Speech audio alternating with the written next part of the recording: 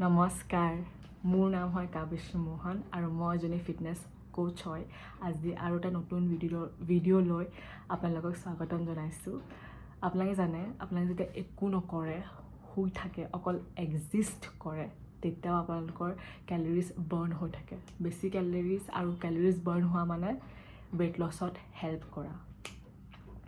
কেনেকৈ? Basil metabolic rate. Basil metabolic rate কিনো হয়, আগৰ ভিডিঅ'টো কৈছোঁ মই, এতিয়াও ক'ম।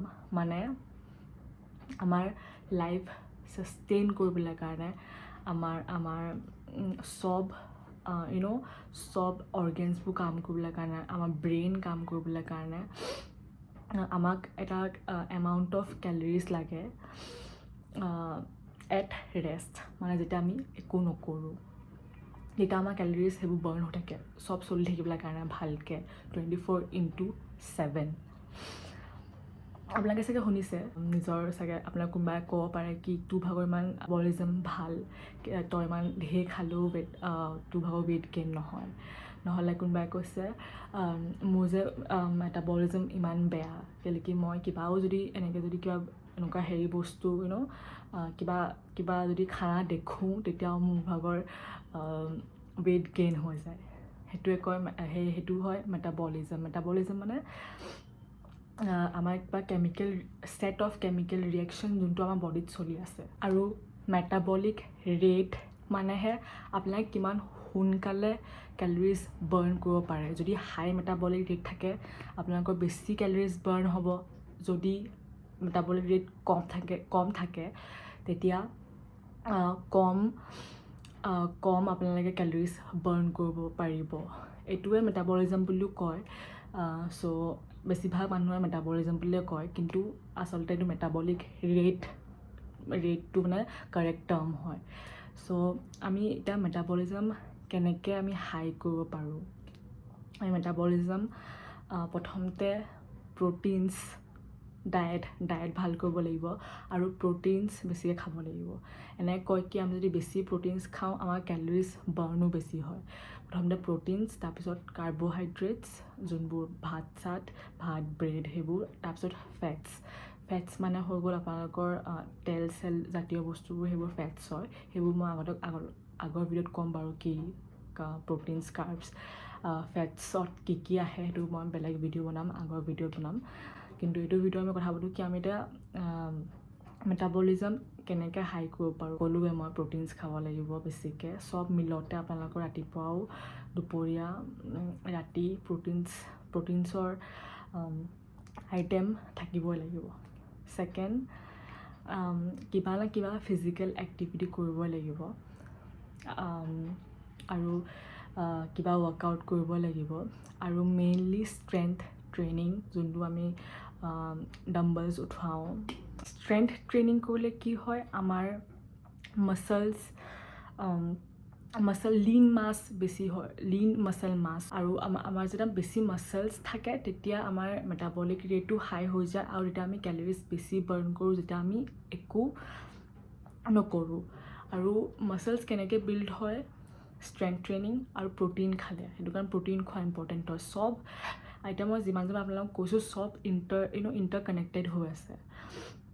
ৱৰ্কআউট কৰিলে, এক্সাৰচাইজ কৰিলে, ষ্ট্ৰেংথ ট্ৰেইনিং কৰিলে আপোনালোকৰ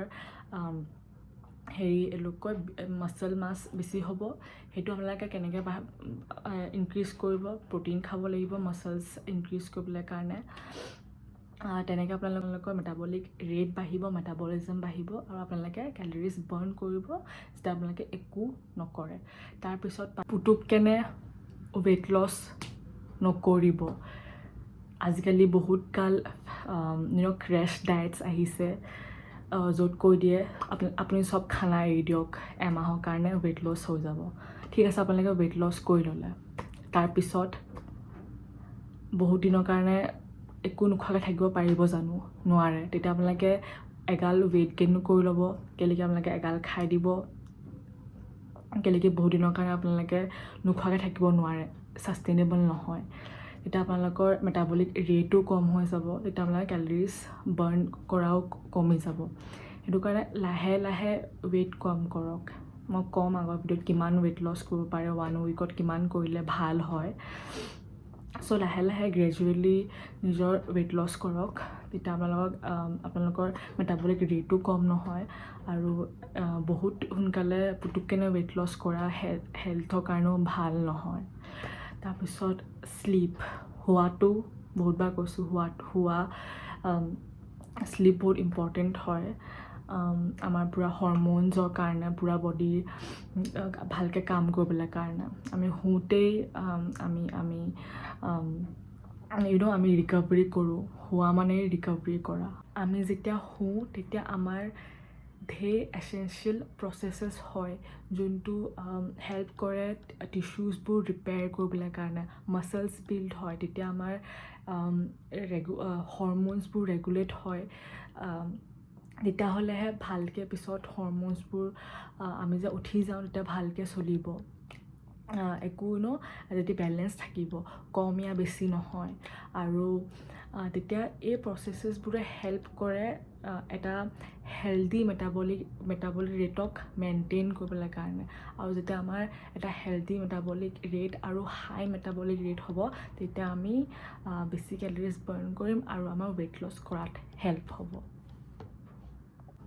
চ' সেইটো আছিলে এইটো ভিডিঅ'ত আশা কৰিলোঁ আপোনালোকে এইটো ভিডিঅ' বহুত ইনফৰ্মেটিভ পালে কমেণ্ট কৰিব যদি আৰু কিবা জানিব লাগে লাইক শ্বেয়াৰ আৰু ছাবস্ক্ৰাইবটো কৰিব নাপাহৰিব মই জানো নাপাহৰে ধন্যবাদ নেক্সট ভিডিঅ'ত লগ পাম